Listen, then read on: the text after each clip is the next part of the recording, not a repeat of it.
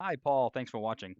So I wanted to send over this video just to outline a few of the small changes that we can make on the website that can actually create a big impact on the search result rankings for the site and the amount of leads that it can bring in. And then to show you that, what I'll also do is take a look at the search volume and traffic that are coming to the top sites on Google so you can see the amount of new leads that would be coming directly to your business. So for comparison, what I've done is a quick Google search here for home appraisal in Fall River. And ironically, as we talked about a couple weeks ago, you had mentioned Carroll Appraisals. That company is actually #1 in the search results, and they're also taking up 2 of the 3 spots in the map pack. So I'm going to take their website as well as yours, and I plug them both into this tool that I use. And what it does is it shows me all the information that Google finds when it crawls your site that it uses to determine your position in the search results, and then rates its strength and trust on a scale of 1 to 100. So just briefly, you can look at some of these numbers and see why this company is outranking yours. But what I want to do is just briefly go over what some of these numbers mean. So as we go through your site, you can see what changes need to be made and then how they will affect the rank. So when Google is determining how to rank a website, it uses 2 factors. The first is what's called the authority or trust that it has in the site, which is basically just a popularity contest. Now, this authority is gained by what are called backlinks when other domains or websites refer back to yours and then they create a link. This acts as an endorsement that Google uses to build trust because others are vouching for you. So to give you a quick example, say if local Channel 12 News did an article on their website and it was the top 10 best appraisal services in the New England area. And in that article, the reader could click on a link and it would bring them to your website. That would be considered one backlink from one referring domain. Now, there's a lot of different types of links you can get from many different types of websites, including any kind of blogs or guest posts, editorials, press releases. However, one very strong and important type is what's called a citation. Now, a citation is any time that your name, address, and phone number appear in an online directory. Those include things like Yelp, Yellow Pages, Better Business Bureau. Most of these directories are free. It just takes some time to find them, register your business, and then input the information exactly as it's shown in Google. So now taking a look at Carroll Appraisal, you can see why Google trusts or has more authority in their website based on the number of other websites and the number of links that they've created back to their site. But there is something to keep in mind is it's not just a matter of the quantity of these links, it also has a lot to do with the quality. So we need to find websites that are relative to your service industry and that they have a lot of trust in themselves so that way they can transfer that through the link back to your site. Now, the second factor for ranking the site is the content on your page. So if we take a look in here, Google right now is only finding about 6 different keywords on your site. These are all the words that are being typed into Google search directly that it's finding on your site or it's finding relative to your site. So if by comparison we just do a quick little snoop here at Carroll's, it'll show us the keywords that they're being found for as well as the volume, the number of times per month. So this is where we do a little bit of market research to find the highest volume keywords, making sure that they're relative to the services that you offer and then the areas that you service, and make sure that those are being included on your page so that way they can pull up your page in the search results. So for instance, something on the home page that would be generic, like appraisers in Mass or home appraisals Mass, even Massachusetts appraisal, things like this would all be something that we put on your home page to be not location specific other than the state itself.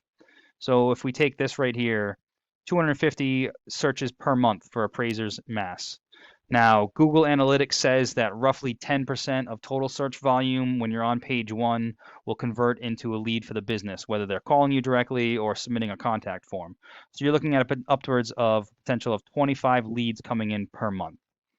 Now, depending on the percentage that actually becomes a customer, I don't know what the profit margin is per job, but you can just see how the sheer amount of volume coming in per month can definitely add up to some revenue at the end of the month and the end of the year, even let's say that only maybe 20% of those people that call you actually become jobs that you go out and appraise their property.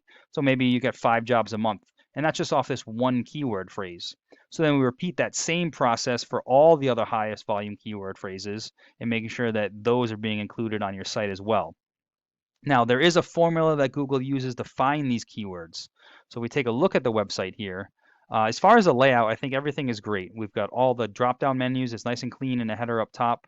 It does appear to be mobile optimized, which is great.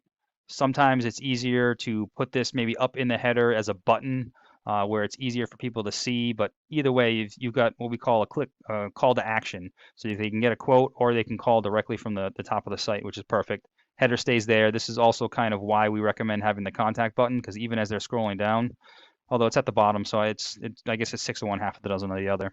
What I would say though is what we would want to probably try to concentrate on here is not layout, but it's the content itself.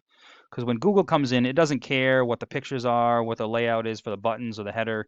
It's a computer, so the first thing it's going to do is just going to come in and count all the words and text on the page.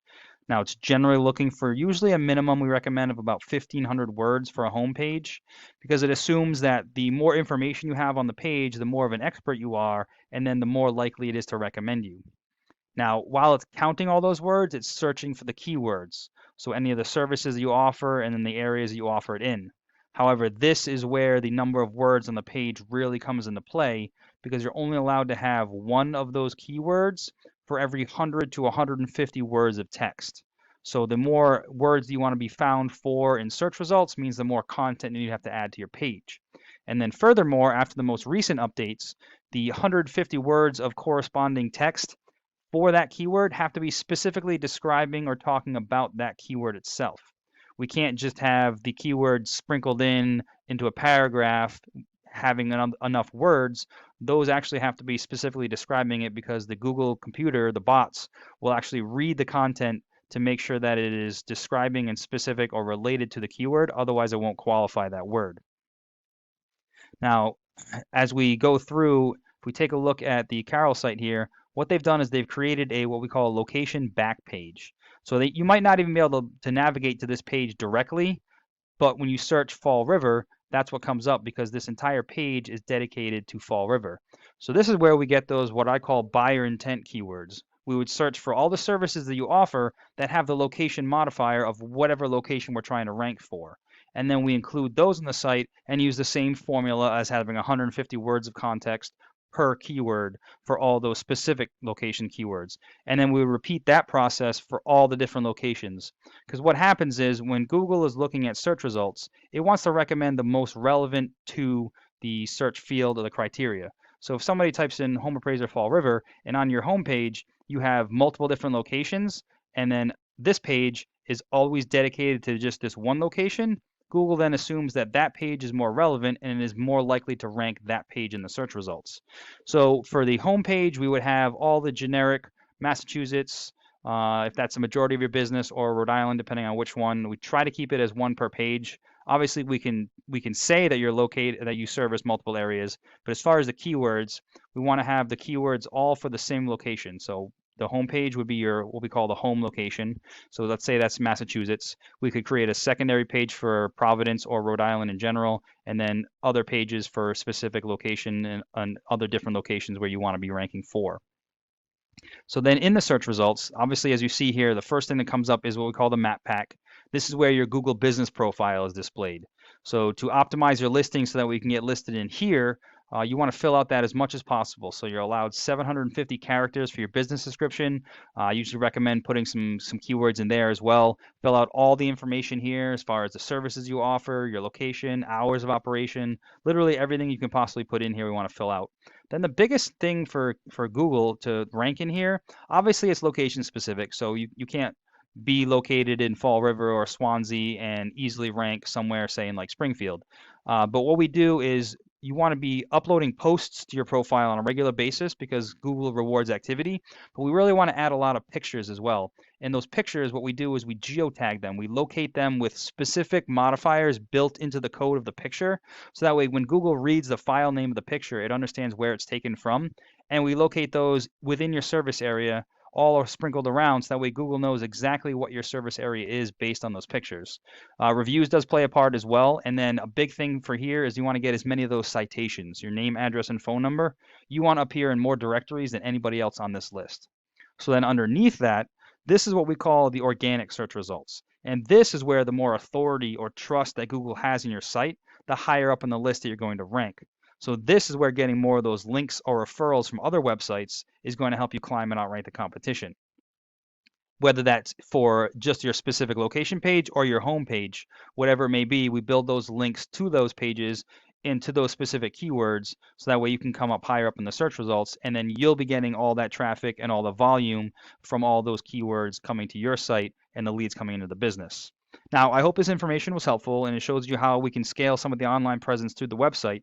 But please, if you got any questions, we can talk more after the meeting. We can set up anything that we can do a one-on-one, whether it's over the phone or in person, just so we can go through a couple of the things to see what exactly it is you're trying to do and where, and then I can kind of hone in on not only the keywords, but who the competition is in those areas, so that we know exactly what we have to compete against in order to try to rank, and then we can get an idea on what kind of game plan we can move forward. So I appreciate your time and look forward to talking to you at the meeting.